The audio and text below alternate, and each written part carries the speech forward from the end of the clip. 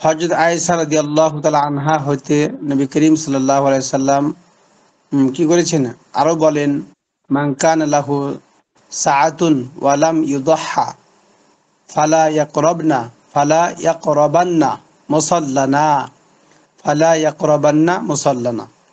আগে আমরা এই কথাটা বুঝি আগে। কুরবানির এই আমলটা কত গুরুত্বপূর্ণ বা কত ফজিলতপূর্ণ, এখানেই এতটুকুর মধ্যে অনেকটি বোঝা যায়। কিয়ামতের দিন পুরস্কার লাভের জন্য সেই কুরবানির পশু সিং, পশম ও খুর নিয়ে আল্লাহর সামনে হাজির হয়। মানে যেই পশুটা আমরা কুরবানি দিলাম, এই পশুটা কিয়ামতের দিন কি নিয়ে আসবে? তার ওই যে সিং নিয়ে আসবে, তার যে পায়ের খুর এটা নিয়ে আসবে, তার লোমগুলো নিয়ে আসবে, এগুলো নিয়ে হাজির হবে। কিন্তু গোস্ত কেন নিয়ে আসবে না? গোস্ত তো আমরা খেয়ে ফেলেছি, তাই না? এই জন্য কুরবানির পশু আমাদের জন্য এগুলো নিয়ে আল্লাহ দরবারে উপস্থিত হবে, সে কুরবানির সামনে নিয়ে হাজির হবে। আর কুরবানির পশুর রক্ত মাটিতে পড়ার আগেই আল্লাহর কাছে তা কবুল হয়ে থাকে। আচ্ছা, কবুল হওয়ার জন্য অনেক শর্ত আছে। শর্তগুলো যদি পুরোপুরি আদায় হয় তাহলে অবশ্যই কুরবানির পশু রক্ত মাটিতে পড়ার আগেই কুরবানি আল্লাহ দরবারে কবুল হবে। এখন যদি মনে করেন কুরবানি দিলাম নামকে অস্তে, গোশ খাওয়ার নিয়াতে, হালাল টাকা নয় হারাম টাকা দিয়ে, অথবা শরিকানা কুরবানি দিলাম, যে শরিকের অধিকাংশ শরিকদার হচ্ছে সুদখোর, ঘুষখোর অথবা হারাম টাকা, তাহলে এই কুরবানি কবুল হওয়ার ব্যাপারে সন্দেহ থাকে, যেহেতু এটা কুরবানির শর্ত বা কবুল হওয়ার জায়েজ হওয়ার মধ্যে পড়তেছে না। তাহলে আমরা কুরবানি এখান থেকে অনেকগুলো ফজিলত পেলাম। সুতরাং তোমরা খুশি মনে কুরবানি করো, মানে কুরবানি করতে হবে আল্লাহ তাআলাকে রাজি খুশি করার জন্য, খুশি মনে। নবী করিম সাল্লাল্লাহু আলাইহি ওয়াসাল্লাম বলেন, মান কানা লাহু সাআতুন, মান কানা লাহু সাআতুন, যে ব্যক্তির কি থাকে কুরবানি করার সমর্থ থাকে, ওয়ালাম ইউদহা, অতঃপর সে দহা কুরবানি করলো না, ফালা ইয়াকরাবান্না মুসাল্লানা, সে যেন কি করে আমাদের ঈদগাহে না আসে। অর্থাৎ নবী করিম সাল্লাল্লাহু আলাইহি ওয়াসাল্লাম বলছেন যে কুরবানি দিল না, সমর্থ থাকা সত্ত্বেও সে যেন ঈদগাহের মাঠে না যায়, অর্থাৎ তাকে অ্যাভয়েড করেছেন। অতএব কুরবানি দিতে হবে, এটা বুঝাচ্ছেন। স্বচ্ছতা সত্ত্বেও যে কুরবানি করে না, সে যেন আমাদের ঈদগাহের কাছেও না আসে। ইবনে মাজাহ, হযরত আবু হুরায়রা রাদিয়াল্লাহু তাআলা আনহু হতে বর্ণিত হাদিসটি। তারপর দেখেন উদহিয়াতুন, মানে কোরবানির কোরবানির জবেহ করার পশু, কোরবানির জবেহ করার পশু, অর্থাৎ উদহিয়া মানে যেই প্রাণীকে আমরা কুরবানি দেব ওই পশুকে উদহিয়া বলা হয়। যেই পশুটাকে আমরা কুরবানির জন্য রেখেছি, বা নিয়াত করেছি, ওই পশুটাকে উদহিয়া বলা হয়। উদহিয়া শরীয়তের পরিভাষায় উদহিয়া হলো নির্দিষ্ট সময়ে নির্দিষ্ট পশুকে আল্লাহর সন্তুষ্টি লাভের নিয়াতে কুরবানি করা। তাহলে নির্দিষ্ট দিনে নির্দিষ্ট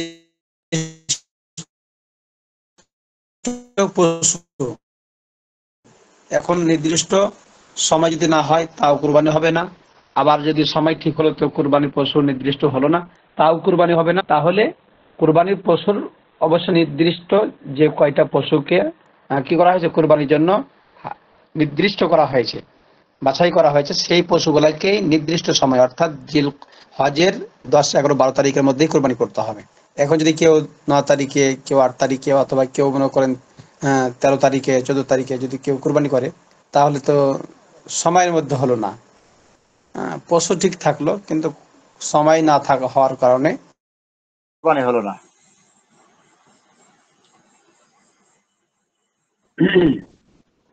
তাহলে সময়ও ঠিক ঠিক থাকা লাগবে আর কুরবানির পশুও ঠিক থাকা লাগবে। এরপরে আসেন উদহিয়া, নির্দিষ্ট সময়ে নির্দিষ্ট পশুকে আল্লাহর সন্তুষ্টির নিয়াতে, লাভের নিয়াতে কুরবানি করা। সাহাবাইনের মতে কুরবানি করা সুন্নাতে মুআক্কাদা। সাহাবাইনের মতে কুরবানি করা মুআক্কাদা। সাহাবাইন কোন দুজন ইমামকে বলা হয়েছিল আপনাদের মনে আছে? মনে নাই? হযরত আবু হানিফা, কাকে বলে? ইমাম ইমাম ইমাম আজম আবু হানিফা, ইমাম মালিক রহমাতুল্লাহ আলাইহি, ইমাম আহমদ ইবনে হাম্বল রহমাতুল্লাহ আলাইহি। সাহাবাইন বলতে এই দুজন ইমাম নয়। সাহাবাইন এটা হচ্ছে দুজন ইমাম। হ্যাঁ, একজন হচ্ছে ইমাম আবু ইউসুফ রহমতুল্লাহি আলাইহি এবং আরেকজন হচ্ছেন ইমাম কি জানো, ইমাম মালিক মোহাম্মদ। রহমতুল্লাহ আলাইহি। ইমাম মোহাম্মদ, সরি মালিক বলছি, মোহাম্মদ। ইমাম মোহাম্মদ এবং আবু ইউসুফ রহমতুল্লাহ আলাইহিকে সাহাবাই বলা হয়। জি হ্যাঁ, তাহলে মোহাম্মদ এবং আবু ইউসুফ রহমতুল্লাহ আলাই ইনারা ইমাম আবু হানিফা রহমতুল্লাহ ছাত্র শাগরেদ এবং তিনারাও ইমাম। এবং এই দুজনকে একসঙ্গে সাহেবাইন বলা হয়। এই দুজন ইমামকে একসঙ্গে সাহেবাইন বলা হয়। হ্যাঁ, তারপর দেখেন, তাদের নিকট মানে তাদের মতামত হচ্ছে কি কুরবানি হচ্ছে সুন্নাতে মুআক্কাদা। আর ইমাম আবু হানিফা রাহমাতুল্লাহ আলাইহির মতে তা ওয়াজিব, অর্থাৎ কুরবানি করা ওয়াজিব, দিতেই হবে। এবং এর উপর ফতোয়া, কুরবানি হচ্ছে, কুরবানির ফতোয়াটা হচ্ছে কি ওয়াজিবের উপরে। ওয়াজিবের ফতোয়া। এটার না করলে কি আছে, গুনাহ হবে। কারোর উপর কোরবানি ওয়াজিব হওয়ার শর্ত হলো, কারোর উপর কোরবানি করার শর্ত হলো মুসলমান হওয়া। এক নম্বর হইতে হবে কি মুসলমান, তারপর দুই নম্বরে স্বাধীন হওয়া, অর্থাৎ গোলামের উপর কোরবানি ওয়াজিব না। মুকিম হওয়া, যে মুসাফির তার উপর কোরবানি ওয়াজিব না। মনে করেন মালদার পার্টি মুসাফির অবস্থায় আছে, তাহলে তার উপর কোরবানি ওয়াজিব না। এখনকার মুসাফির মনে করেন যে মোবাইলে চাইলে মনে করেন হ্যালো করলে কোরবানি হয়ে যায়, তবে কোরবানি করার জন্য অনেক সুবিধা এখন, তাই না? জি জি। এখন যে তারপরে কোনো আছে, দেশে থেকে হ্যাঁ, যে কোনো দেশে থাক না কেন কোরবানি যদি করতে চাই তাহলে করতে পারে। এখন করা খুবই সহজ। এখন টাকা আদান প্রদান করা সহজ, এখন কথা বলা সহজ, যে কোরবানির জি পশু কিনে ক্রয় করাও সহজ, ওটা পাওয়া যায় যেখানে সেখানে, সুবিধা অনেক। জি। আগের তার মানে যুগে, হ্যাঁ কুরবানির আগের ক্ষেত্রে এখন আর যুগে, খরচ করে না। হ্যাঁ এখন যেহেতু মাসলাটা ওভাবে আছে, কেউ পরিবর্তন করতে পারবে না, যেহেতু নবীর হাদিস প্রমাণিত, সেই ক্ষেত্রে ওই মুসাফির অবস্থায় থাকলেও তার উপরে কি কোরবানিটা ওয়াজিব হবে না। তবে সে যদি চায় কোরবানি করতে তাহলে তার জন্য এটা কি হবে, সবের কাজ হবে অনেক। জি জি। যেহেতু আগের যুগে মানে টাকা আদান প্রদান করা বা টাকা পৌঁছানো বা একটা কথা সংবাদ পৌঁছানো এগুলো অনেক দুষ্কর ব্যাপার ছিল, বা এগুলো বহুদিনের ব্যাপার ছিল। সেই ক্ষেত্রে কিয়াস আগে, কিয়াস কিয়াসে কিয়াস ইসলামের শরীয়তে বলুন না। আমরা তো হযরত উলামায়ে কেরাম বলতো না।